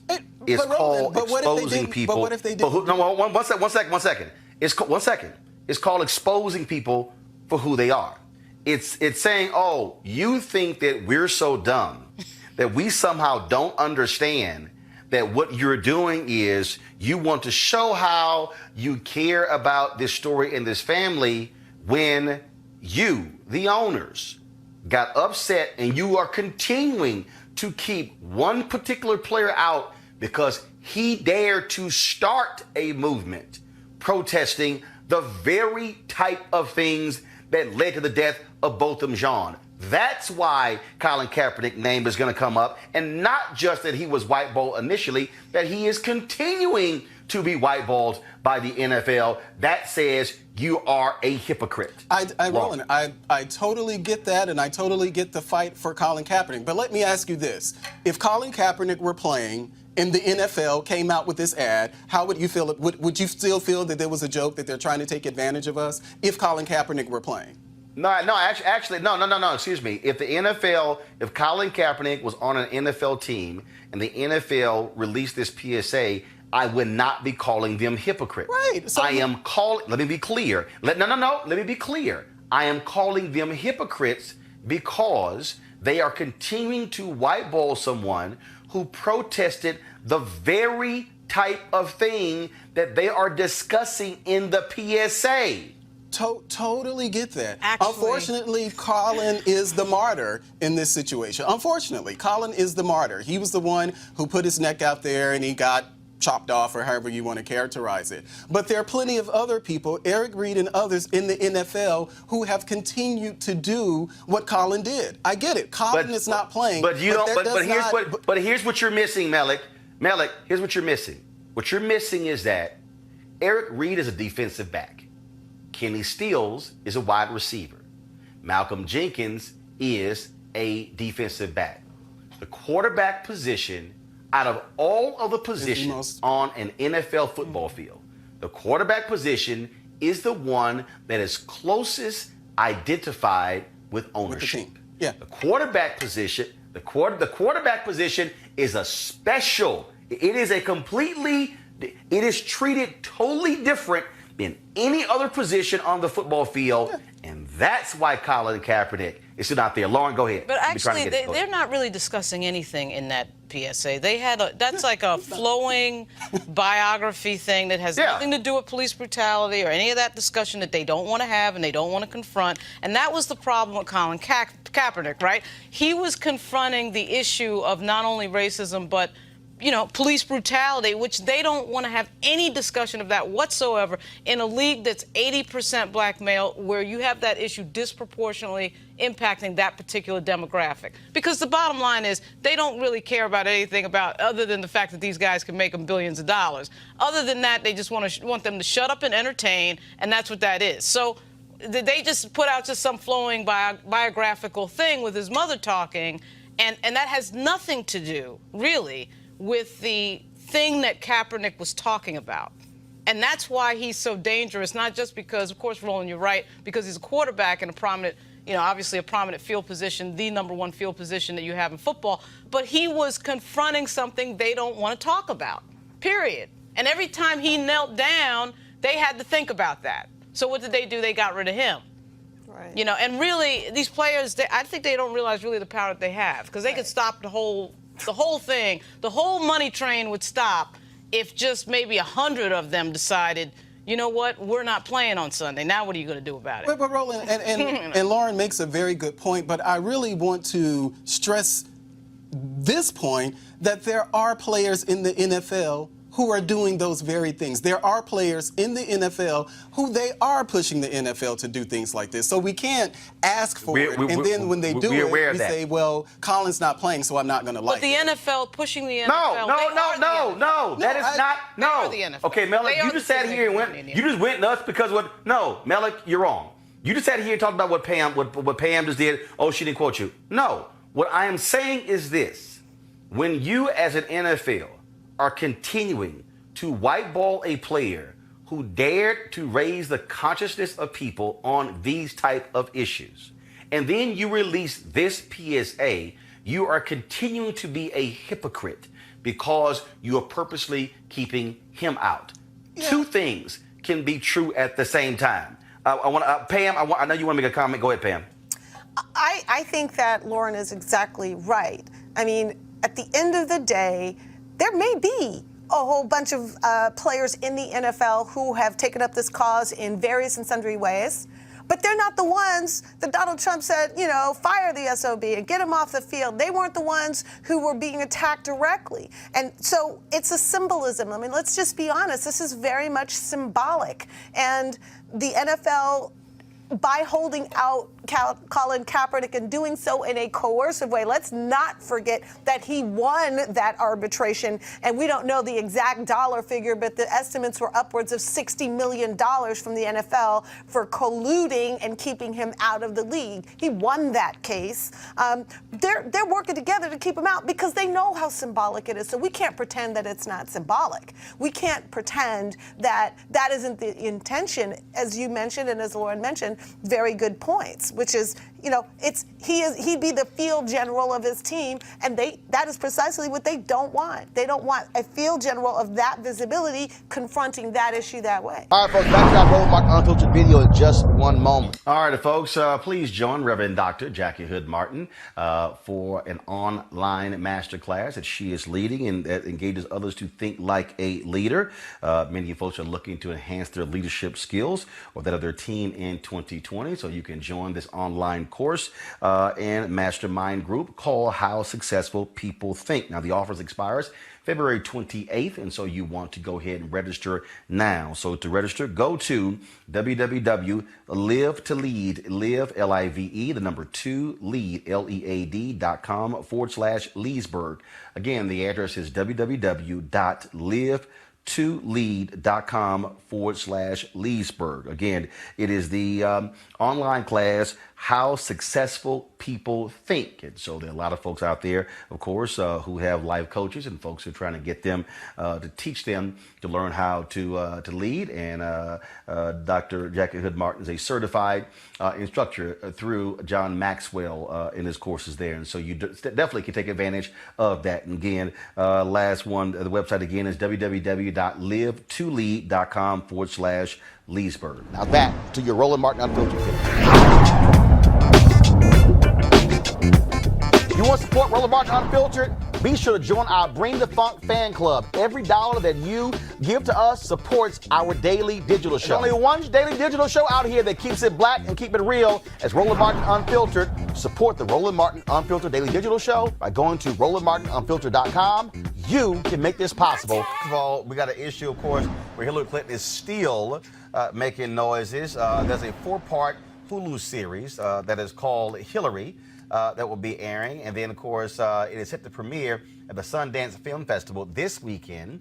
And in this particular docuseries, she did not mince words when it came to Senator Bernie Sanders. Quote, he was in Congress for years. He had one senator support him. Nobody likes him. Nobody wants to work with him. He got nothing done. He was a career politician. It's all just baloney, and I feel so bad that people got sucked into it. When asked if he gets a nomination, will she endorse and campaign for him? She responded, quote, "I'm not going to go there yet. We're still in a very vigorous primary season. I will say, however, that it's not only on him, it's the culture around him. It's his leadership team. It's his prominent supporters. It's his online Bernie bros and their relentless attacks on lots of his competitors, particularly the women. And I really hope people are paying attention to that, because it should be worrisome that he has permitted this culture. Not only permitted, he seems to really be very much supporting it. And I don't think we want to go down that road again where you campaign by insult and attack, and maybe you try to get some distance from it, but you either don't know what your campaign and supporters are doing, or you're just giving them a wink and you want them to go after Kamala Harris or after Elizabeth Warren. I think that's a pattern that people should take into account when they make their decisions. Now, all these media people ran with it, said, Hillary Clinton said she is not going to campaign for Bernie Sanders. That's not what she said. She never said such thing. She says, I'm not ready to go there yet. Why? Because her deal is not one vote has been cast. Reese, you have been quite animated on Yes, Twitter with your clapbacks towards Bernie bros, or as you call them also Bernie brunettes. Broettes. Broettes, I'm sorry. Yeah, because Hillary is totally right. Let me start out by saying, even if she didn't want to campaign for him, so what? She doesn't have to. The problem is we're not making people work for our votes anymore. It's just vote blue no matter who. No, you're an asshole. I don't want to vote for you. And Bernie is the worst, and so are his supporters. And I'm glad that she name-checked Kamala Harris, because these folks have gone after Kamala Harris for years. And so good on Hillary Clinton for standing up to Bernie Sanders. It's about damn time that somebody did it. Everybody's acting like they're scared of him because his bros are monsters. I said it, and I don't care. And you know what? They're not going to be able to bully their way to this primary, to the nomination, or to strong-arm people into voting for him. And if they don't think that there's going to be a huge never Bernie problem, they're in for a rude-ass awakening, period. Let's go to Jason. What about that? What Reese had to say? I have to disagree with that. I think Hillary's making, in many ways, a big mistake. I understand what she's saying about, not wanting to go there yet. Bernie Sanders went to, I believe, 34 campaign stops for Hillary Clinton. And the other thing I would say is that Hillary Clinton is also destroying her legacy. She's making herself look like a sore loser who's looking for an excuse for why she lost. And I think in many ways, her criticism should be saved for her enemies. We have, we as Democrats oftentimes end up eating our own, and then we come out weakened, and I guess we're not stronger together, as what she said before. So, look, Bernie Sanders, if you think he's not the right candidate, support the candidate that you think is the best candidate. But going after Bernie Sanders at this point, I think is really just a bad idea. It's bad for Democrats all around. And then we get surprised, and on November 9th, or, in 2016, we're wondering what happened. It's because we've fractured ourselves too much, instead of actually saying, all right, we have an existential threat on the other side. We need to unite. And, the Bernie, there are some crazy Bernie people. There are some absolutely insane white feminist Hillary supporters do pretty much the same thing. I think it's just election season. There's good people. There's bad people. There's people who support people for good reasons. There are people who support people for the wrong reasons. And so I wouldn't. And the last thing I'll say really quickly is that this myth of the never Hillary, or what was it, a Bernie or bust, that's actually been disproven by the numbers. More people abandoned President Obama from after voting for Hillary Clinton, voted for John McCain, than people who abandoned Hillary Clinton after voting for Bernie Sanders. So, that Bernie or bust thing is a myth. That's not even true. Michael, I don't quite understand. I hear all the folks who say, oh my God, this is hurting. And when I see people complain about Democrat circular firing squad, it's a damn election. Okay? I'm sorry. Show me an election where everybody was nice and wonderful and hugging, and we hug it all out. In an election, your job is to take out your opponent. And that's what Bernie does. Let's be clear. Obama had some major opposition research people going after Hillary Clinton. They weren't the best of buds. Oh, now he might have done it with a smile, but that's what you're dealing with. And so I don't get people who act as if Bernie Sanders shouldn't be going after Joe Biden. Joe Biden shouldn't be going after Buttigieg. They were all pissed off with Senator Harris when she went after Joe Biden. You're running a race. That's what the hell you do in election. And all we have to do is go back to 16, the Republican primary. They were going after each other like crazy. That's just, and you know, but the difference is when that primary was over, every single solitary one of them endorsed 45. All of them. Right. In our case, and again, I understand that Senator Sanders went to 34 stops for Secretary Clinton, but he was very late to the party. A lot of his supporters were late. They were still moaning and groaning on Twitter, talking about, oh, I'm not going to support her, even if Bernie does it. So there is a lasting, in the 16 GOP primary, I cannot, all of them, even when, and you were right, I forget what other panelists mentioned, this guy was talking about people's wives, their families, assassinating Kennedy. Right. He accused Ted Cruz's daddy of being a part of the assassination plot to kill Kennedy. And Cruz stood on that stage, hand in hand. I support this guy for president. And that's the thing, Rob, that I don't quite understand. I mean, look, Republicans are going to be like, yo, it's about winning. Yeah. Democrats will walk around in their feelings. It's like, no, I'm going to stay at home as if this evil man somehow is not going to win. That's stupid to me. That's stupid. Yeah, and that was the most irresponsible part of Hillary Clinton's statement. The reason why she's not running right now, and if she wants to endorse somebody. But what she said, either directly or indirectly, is like, don't support this guy whatsoever. So I think two things. One, that might actually help him in the short run. If you didn't want him to be that's not what she should have done, in my opinion, from my perspective. Two, it looks like she is relitigating 2016 and making excuses. Both of us learned about excuses online about why she lost. Listen, there were some unfair things done to her, there's no question, but I don't see how this helps us resolve the current issue, which is the current president occupant of the White House and getting rid of him. So this helps promote, we're talking about Hillary Clinton. I'm sure this will help make money for the Hulu series, but it's not going to necessarily help us get rid of Donald J. Trump. Well, wait a second. That needs to be the focus. Nobody attacks Democrats more than Bernie Sanders and the Justice Dems. They talk about the establishment, neoliberal corporate shield. Bernie Sanders has the Young Turks. He has the Intercept. He has the Guardian. He has Jacobin. He has all of these machines around him that pump out this message that the Democrats are the enemy, except for them. And now all of a sudden, when Hillary Clinton opens up her mouth, they want to talk about unity. But Hillary Clinton is the former nominee for president. One, two. She's been previously, she's a very high-profile person. She could do enough damage if he was to win. I'm not saying he is, and I'm not picking a candidate. I'm just saying I don't see how this helps him not win in the primary, because then that might make people more motivated, get more money, and it seems like the polls are proving that point. And then second, in case he comes out, I think it makes it very difficult. It makes it even more difficult to get past it. So what was gained by this other than us talking about Hillary Clinton? Okay, this is real simple. Okay, first of all, let's do with polls, national polls.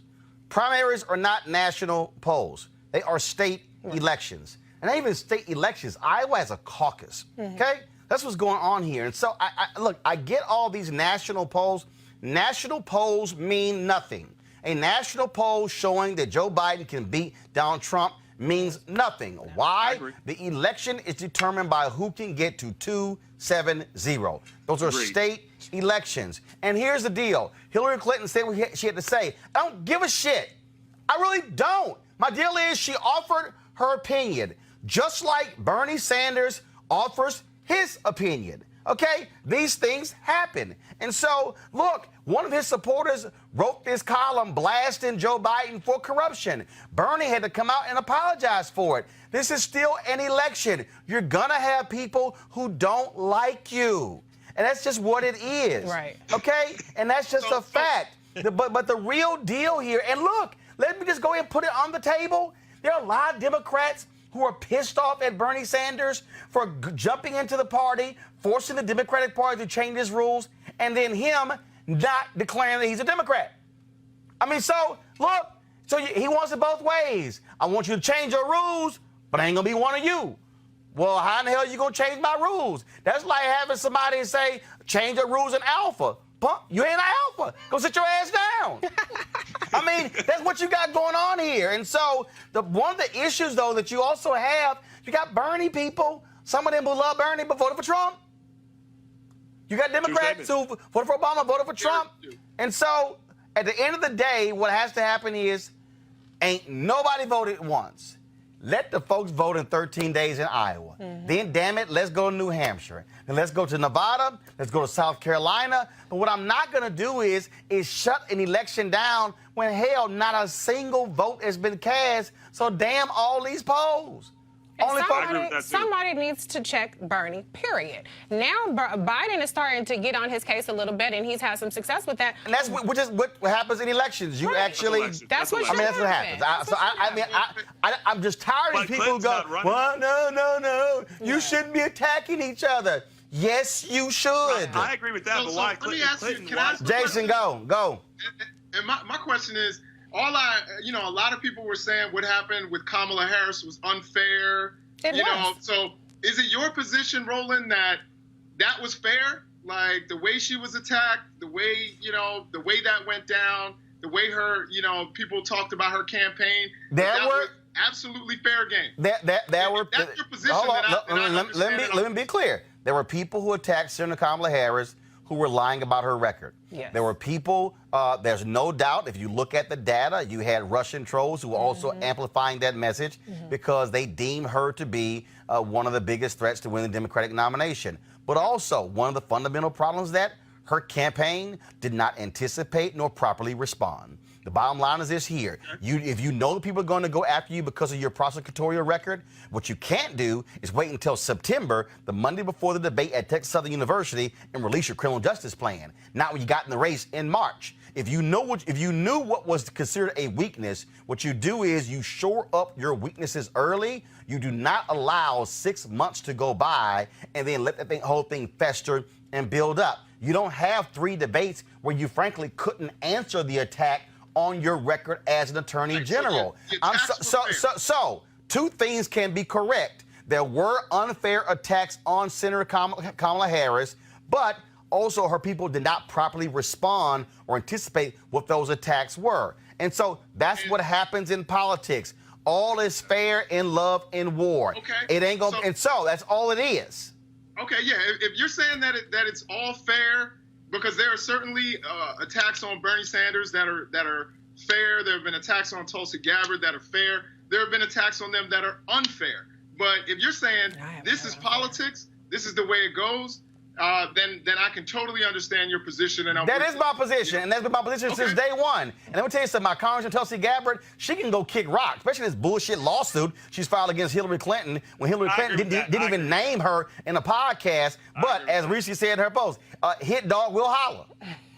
That's Tulsi Gabbard. Right. And she needs to sit her ass down and get out of the race because all she's doing is wasting breath because, again, she's amplifying what Russia wants to do, and I don't care what she has to say about it. So deal with it, okay? You're not going to get the nomination. You're not going to get close to any votes. So guess what? Sit down. John Delaney, get out of the race. Michael Bennet, stop running. You got no place whatsoever in this race as well. So go sit down. It ain't going to happen. So that's why I'm like, yo, please hurry up. Iowa and New Hampshire and Nevada and South Carolina votes so at least 60 people can go home and stop wasting our time because you're absolutely right. Republicans are raising hundreds of millions of dollars because they want to protect Donald Trump being in the White House. That's what they're doing because there are 3 people, 3 constituencies that are very happy. National security Republicans, they love the billions he keeps giving to the Defense Department, so they're going to vote for him regardless of whatever.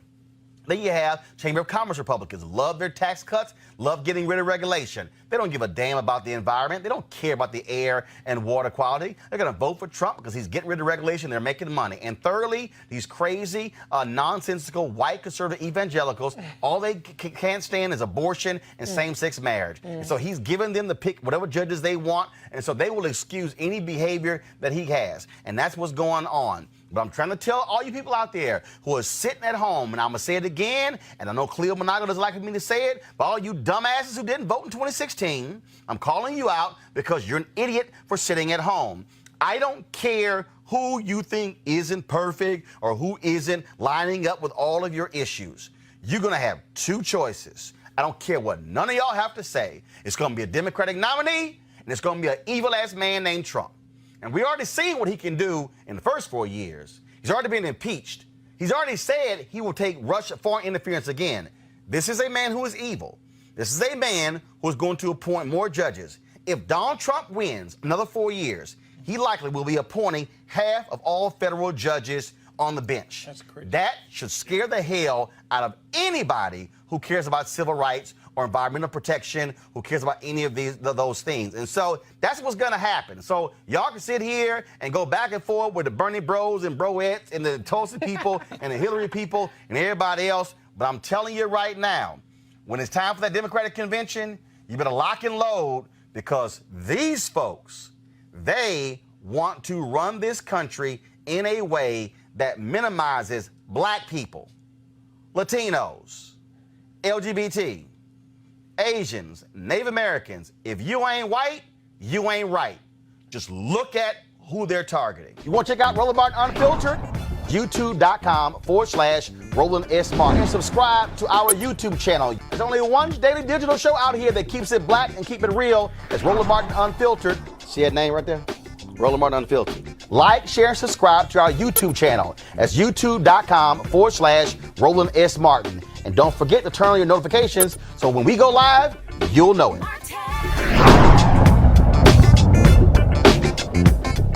Earlier this week, this video surfaced of former NBA guard Delonte West being handcuffed after a fight broke out here in the Washington, D.C. area. We're not going to show that video. According to TMZ, a witness told police that West started the street fight by throwing a glass bottle at the other man. The Prince George's County, Maryland police found out that one of their officers recorded the viral video and conducted a full investigation. The video made its rounds on social media following the incident, and the department conducted a full investigation leading up to the officer's indefinite suspension. Reese, I'm not showing this video because, one, Delonte West has a serious mental illness problem. This has been the case for a number of years. Folks have been joking about him. They've been mocking him. When he was getting beat in the middle of the street, all these cars stopped. Nobody came to his assistance. And then, I mean, it was just shameful. And I mean, this is what happens when you deal with people who have problems with mental illness and they're not getting the help that they need. Yeah, it was very disturbing, and even the woman recording the video was like, somebody call the police. Get off your phone and call the police. Right. You know, but I mean, I feel for him. I will say one thing when I watched the video and then I read the stories is I do think sometimes we have a tendency to really react very strongly to videos without necessarily having all the facts. I mean, it's a 38-second clip as far as him being interrogated by the police officer. And, you know, there was a little bit more to the story than his, you know, to me, understandable agitation at being handcuffed after just getting beat up. But it is encouraging that he's with his family and he seems to be getting some help. And there was some outpouring of support. And people were certainly much more sensitive to the fact that he has bipolar, as he's stated himself, rather than making a mockery of it and calling him crazy and putting him all these lists that they used to put him on to try to make it seem like he was just some sort of, you know, crazy person instead of being sensitive to his condition. Rob, this is, again, I mean, I think that it's very easy to sit here and make fun of jokes and make fun of people and make jokes, but he has a serious problem. People have been asking for the NBA, or at least the Players Association, to help one of their former players. Yeah. You know, a couple things on this. You know, social media has a lot of great things and it connects us, but it also has a dark side. It amplifies some of the worst of human nature, some of the worst pre-existing conditions we already have. So to talk about people, to judge people quickly, and obviously we saw that play out with this. But yes, absolutely, the NBA should be investing heavily in mental health, and it's one of their former players, and it's a situation that we as a black community have to begin to take more seriously too, because we think we can just, you know, sometimes pray it away. No, you need to get real help, and it shouldn't be made fun of, and it should be talked about. There's nothing wrong with admitting that you need help, and we should seek the services and not shy away from those things. Jason. Yeah, I want to echo that. So, you know, I'm from Maryland, and so I know a lot of people who I don't know Delonte myself, but I know a lot of people who know him, and I've talked to people who have actually been in contact with his family. It's a difficult time for them. I will say that Delonte, despite his condition, is a strong dude, and I believe that he will, with help and with the right people around him and the right professional help, that he's going to bounce back. I also just briefly want to say, from the video of the attack, anybody who's done any kind of training, any kind of fighting training, knows that if somebody stomps on your head, that's a kill shot. That person should be in prison, to me. Yep. That person needs to go to jail. I don't care what the circumstances were ahead of time, but when you stomp on someone's head, you are literally trying to kill them. And so I think that, no one's really had a conversation about that person's culpability, and, that was basically an attempted murder. That wasn't just a fist fight. When you have someone who's incapacitated and you stomp on their head, that's really, really a problem. But Delonte, again, I want to echo what they said, besides, the love and prayers that we want to send him and his family. I really hope that, the NBA and everybody who can get involved that can help Delonte in his condition can help him, and he can bounce back and be there for his family. Michael, again, we could have easily shown the video. I chose not to. It's my call. Want to apologize for it because there's no sense. The way folks have made fun of him, that is a serious problem that he's dealing with. It's affecting a lot of people across this country. This country has slashed mental health services, cities, counties, and states, and that's one of the reasons why we have such a huge problem, especially when it comes to homelessness as well. You're right, and Reese just mentioned, call the police. Instead, people are talking about World Star. How quickly can I post this online? Mm-hmm. And that's back to, I forget which panelist talked about the social media and how great it is and it connects us, but it also has these negative parts about social media. And that's just kind of what happens, and it's unfortunate. And again, I guess we're all sending our thoughts and prayers to his family. You want to check out Roland Martin Unfiltered? YouTube.com/Roland S. Martin. And subscribe to our YouTube channel. There's only one daily digital show out here that keeps it black and keep it real. It's Roland Martin Unfiltered. See that name right there? Roland Martin Unfiltered. Like, share, and subscribe to our YouTube channel. That's YouTube.com/Roland S. Martin. And don't forget to turn on your notifications so when we go live, you'll know it. Hey everybody, this is Sherry Shepherd. You're watching Roland Martin Unfiltered, and while he's doing Unfiltered, I'm practicing the wobble. Yes, I am. Because Roland Martin's the one, he will do it backwards, he will do it on the side. He messes everybody up when he gets into the wobble, because he doesn't know how to do it, so he does it backwards. And it messes me up every single time. So I'm working on it. I got it. You got Roland Martin. Hi, my name is LaToya Luckett, and you're watching Roland Martin Unfiltered. What's going on, everybody? It's your boy Mac Wilds, and you are watching Roland Martin Unfiltered. What's up, y'all? It's Ryan Destiny, and you're watching Roland Martin Unfiltered. What up, Lana Well, and you are watching Roland Martin Unfiltered.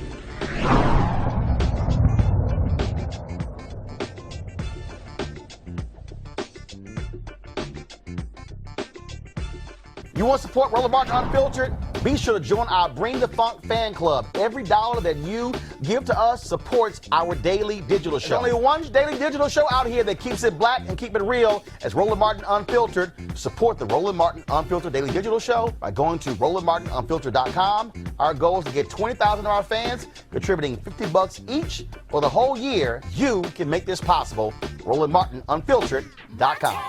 Hey fam, want to check out Roland Martin Unfiltered, the blackest show on all of digital, cable, and broadcast. Check out our audio podcast.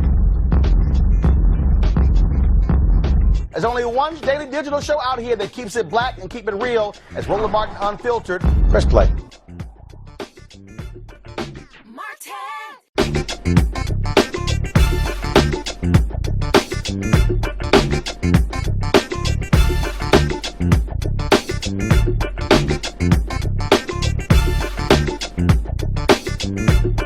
You want to check out Roland Martin Unfiltered?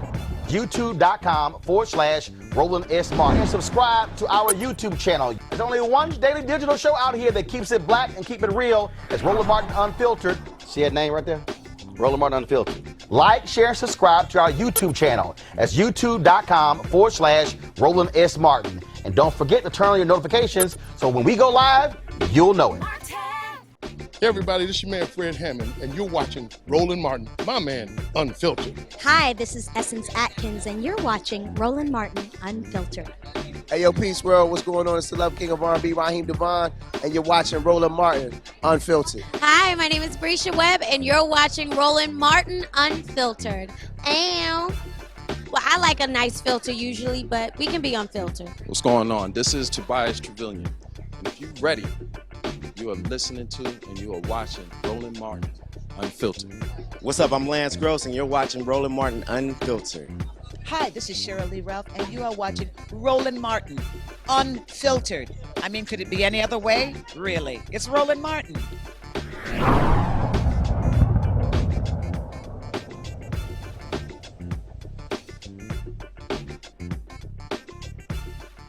You want to support Roland Martin Unfiltered? Be sure to join our Bring the Funk fan club. Every dollar that you give to us supports our daily digital show. There's only one daily digital show out here that keeps it black and keep it real as Roland Martin Unfiltered. Support the Roland Martin Unfiltered daily digital show by going to RolandMartinUnfiltered.com. Our goal is to get 20,000 of our fans contributing $50 each for the whole year. You can make this possible. RolandMartinUnfiltered.com. Hey fam, want to check out Roland Martin Unfiltered, the blackest show on all of digital, cable, and broadcast. Check out our audio podcast. There's only one daily digital show out here that keeps it black and keep it real. It's Roland Martin Unfiltered. Press play.